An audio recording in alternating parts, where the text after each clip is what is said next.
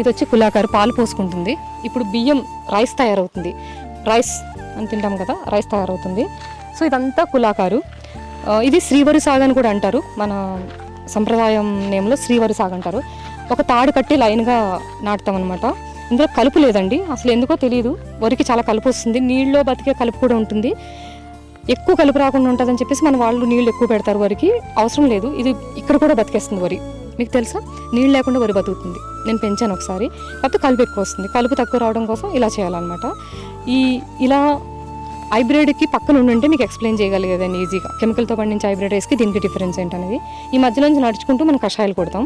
నేను వచ్చేసి నీమాస్త్రం కొట్టాం, మొన్న వచ్చేసి పుల్లటి మజ్జిగ కొట్టాం. నీమాస్త్రం వచ్చేసి 3 వెరైటీస్ మిక్స్ చేస్తారు.